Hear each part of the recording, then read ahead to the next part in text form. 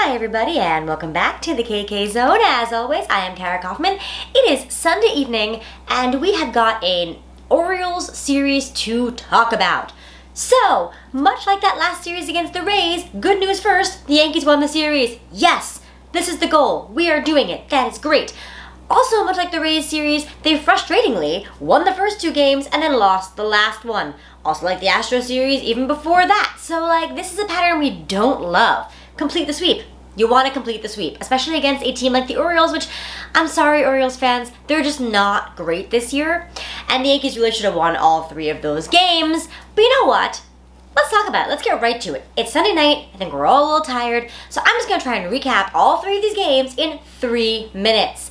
Ugh, what a challenge. Let's see how I do. We're going to do highlights. Ready, set, go. Okay, first game was Friday night at Camden Yards, a place the Yankees love to hit, especially Aaron Judge, who homered twice. Corey Kluber was aight, but unfortunately, he barely managed to eke out this win because the Orioles did end up taking a lead despite Judge's two, sadly solo, homers. But who stepped in to save the day? Gio Urshela. Do we love that guy or what? He seems to always come up huge in the biggest moments. Well, he wasn't starting the game because he tweaked his knee, but he came in and he pinch hit, and do you know what he did? He hit a go-ahead pinch hit 3-run homer that ended up being the deciding run in the game. So, Gio saved us from a very sad defeat in the first game of the series. That's a real spark. Yankees won that game 5-4. What a game. That was excellent. Moving on to Saturday, it was Herman's turn, and he looked actually very sharp. Frankly, he pitched 6 strong innings. I thought he could have gone more. I guess with this long stretch of games coming up, I thought maybe don't tax him too much. There are no days off in the next bunch of games. Fine. In any event, he looked pretty good, and the offense looked fantastic. They took a 5-run lead early. They did not relinquish it. They kept that 5-run lead. 3 in the first, 2 in the second. Pow, pow, pow. That's a good way to demoralize an opponent and just keep the pressure on. It looked really, really, really good. Loading the bases in the first inning and being able to actually score was a nice change of pace for us. So, on balance, everything looked really good. The Yankees ended up winning that one 8-2, and it was never at all close. Exactly what we needed. Moving on to Sunday, trying to go for the series sweep. Jordan Montgomery on the hill. And what the Yankees do, well, they came out again, load the bases with no outs, and they managed to score 4 in the first inning. What's crazy is, they load the bases with no outs, and then Gio Urshela hit into a double play. So a run scored, but then there were 2 outs. But then what happened? Gary Sanchez, homer. Clint Frazier, homer. 2 guys that needed them, scored some runs, 4-0 lead, you figure, okay, this should be good. Alas, Monty did not have it. Only lasted 3 innings, left with the score tied. Yankees had 5 pitchers pitch today, and only one of them didn't give up runs. Shout out to Lucas Litke, who continues his excellent streak. Everybody else, what you doing? Sadly, Yankees could not hold on to that 4-run lead in the early going. They fall 6-10, losing the finale, which, obviously it's not great. But sometimes you're going to lose. It just is unfortunate that as the offense seems to really be clicking, Luke Voigt had 2 hits in today's game. He's finally finding his groove coming back. That's the kind of game you really want to pull out. That being said, Montgomery didn't have it, King didn't super have it, Sessa didn't have it, and for the first time, Wandy Peralta got roughed up a little bit as a Yankee. But in any case, I should point out that Aaron Judge homered in all 3 games, including, as I mentioned, twice in the first one. So, people who love hitting at Camden Yards, Aaron Judge, top of that list. And there's your series. Yeah, that's pretty much it. I think it is important to note here.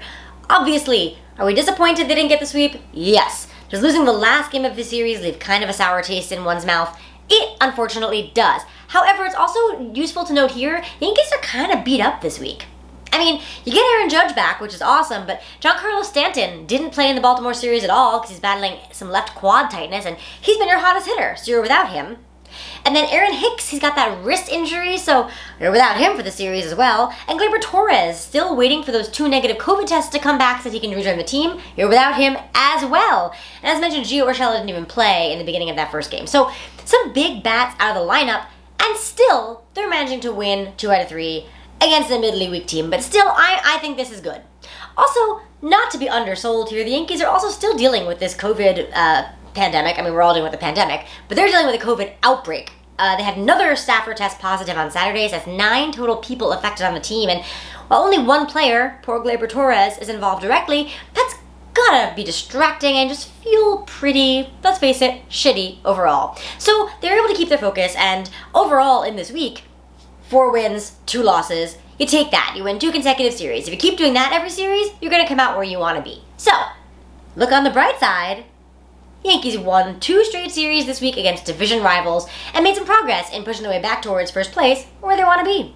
Speaking of those injuries, let's talk about those a little more. I know, I don't really want to either, but it's an important part of what's going on right now, so we must. And for that, I will turn to the whiteboard of doom.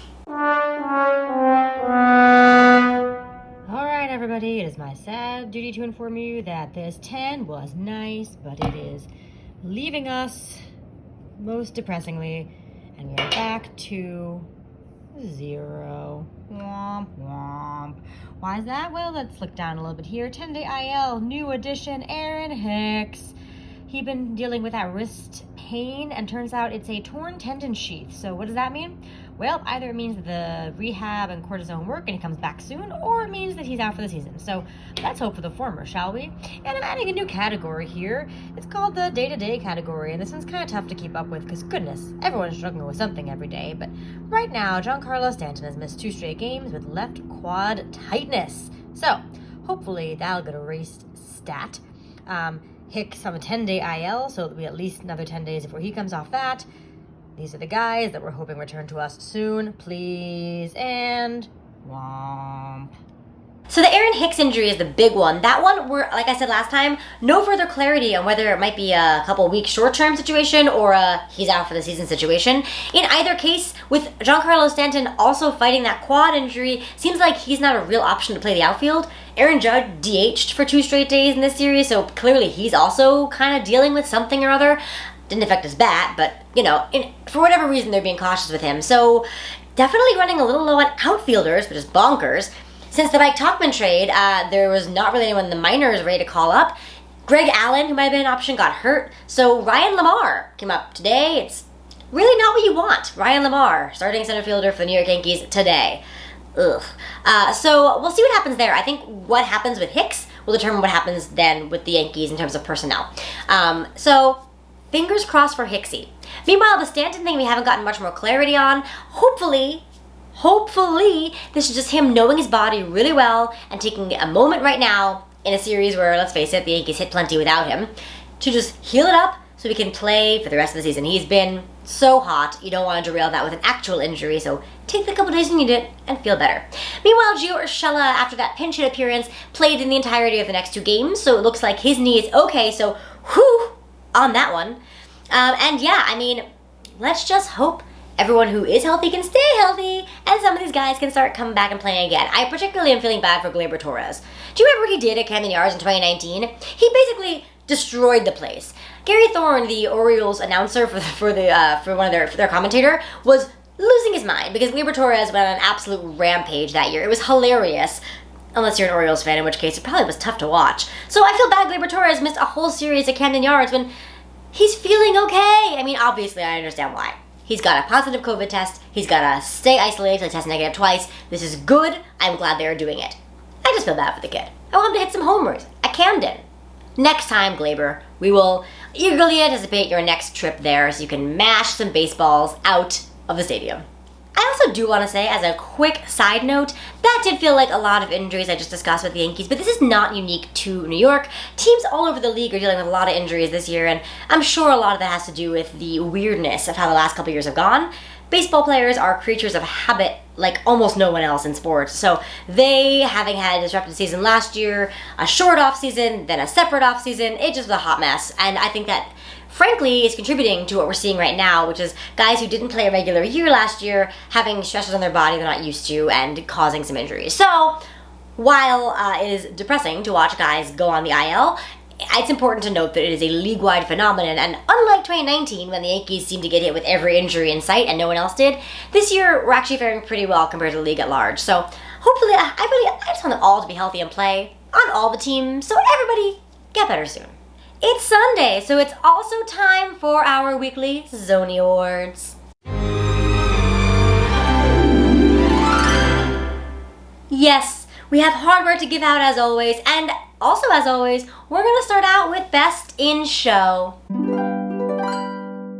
This week, the choice was obvious. Finally, Aaron Judge gets one this week. The guy was absolutely unstoppable. I mentioned he had homers in all the Orioles games, and he also hit one in the Tampa series, giving the big guy 5 home runs on the week to go with an over 500 batting average. And here's the craziest thing of all. He only struck out 1 time all week.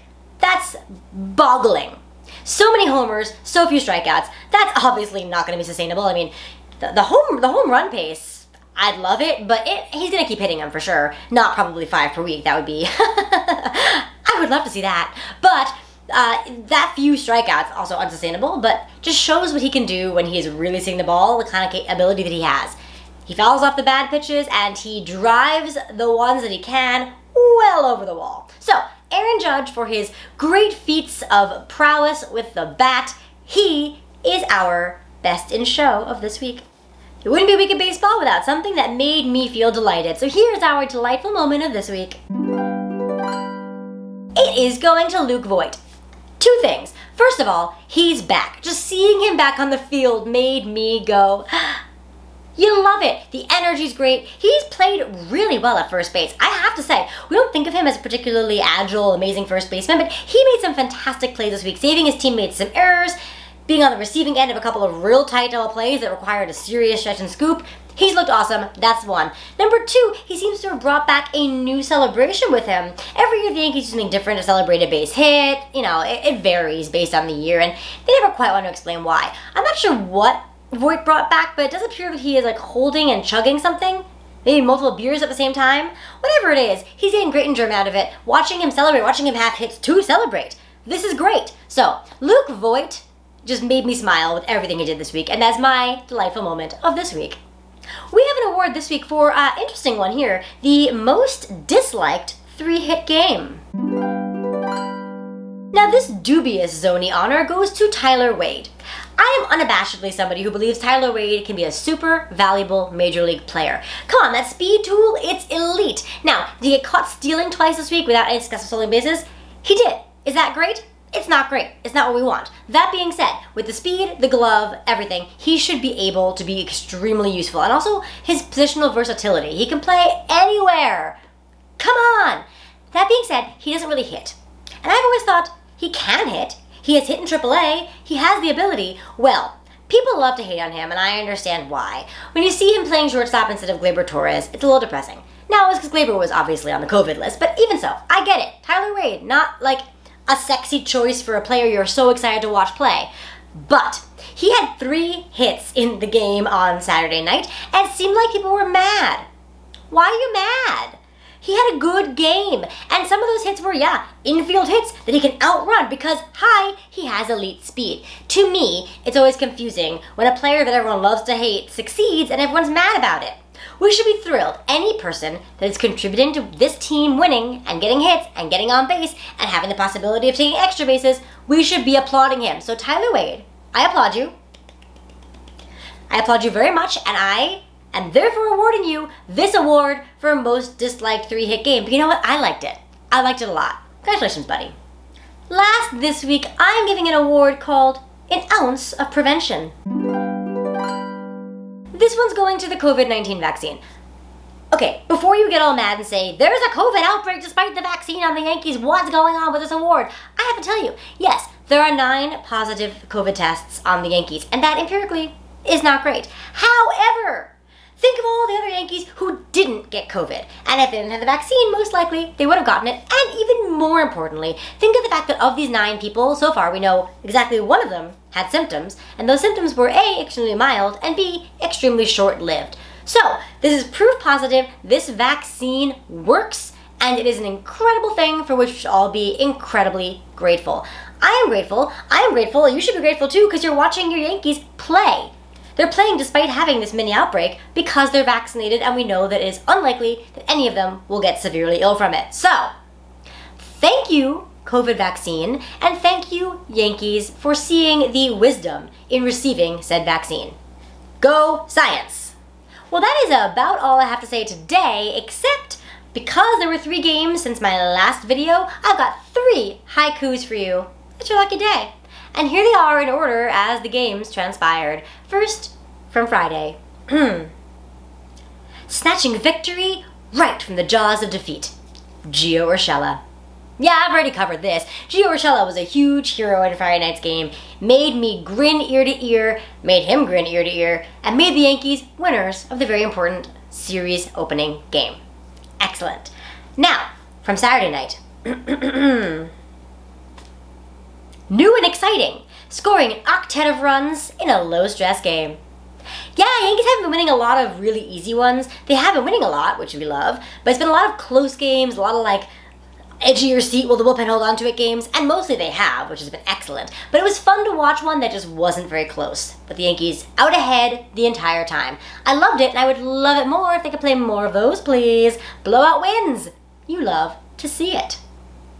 And then, of course, from today's minor debacle, we have the following. Should have won that one. At least we have Clint's great catch to think of instead. Yeah, I forgot to mention this. Clint Frazier with a defensive web gem. Now, it would be more exciting if it helped them win the game, but nevertheless, Clint Frazier made an incredible diving full layout grab of a pretty hard hit ball by, I think it was Trey Mancini, robbing him of a hit, and it was gorgeous. This is not the first time he's gone full Superman on a catch this year, and you know what? Clint Frazier, I said it before and I'll say it again, thank you. You are playing all out and you are showing that you can play good defense, and I really appreciate it. He'd also pair sunglasses in that dive. He rolled right over them and now they are broken, but he has that amazing catch to show for it. Well played, Clint. And now, to wrap us up, I turn to the immortal bard, William Shakespeare, this from the classic Hamlet. There is nothing good or bad, but thinking makes it so. Yes, because as I've said repeatedly, this week, empirically good things happen. 4 wins to only 2 losses, Aaron Judge going off like a crazy person, hitting every baseball in sight, people coming back from injuries a little bit, these are good things. Bad things, though, is more guys going down with injury. Losing a game to the Orioles, you never want to see it. So you kind of have to take the good with the bad and realize that it's all how we look at it. Perspective is everything. And I say this. At this precise moment in time, the Yankees are in 3rd place, but they're only a half game behind the Blue Jays and only 2 games behind the somehow still in 1st place Red Sox. That is nothing in mid-May. I'm still calling to be in 1st place by June. I think it's going to happen. And they've been playing really good baseball over the past couple of weeks, and that has been really fun to see. So, I am choosing to look at this as a glass half full week. I'm looking forward to seeing what they do in a full slate of 7 games next week. We've got 4 against the Rangers to kick it off. That should be interesting. Those are games you feel like probably they should win. So anyway, I think this is going to be great. The road trip continues. Always tough to be on the road for this long, but they've been playing great, and maybe we'll even see Glaber back, Giancarlo back. One can hope. But in the meantime, my thinking has made this week look good.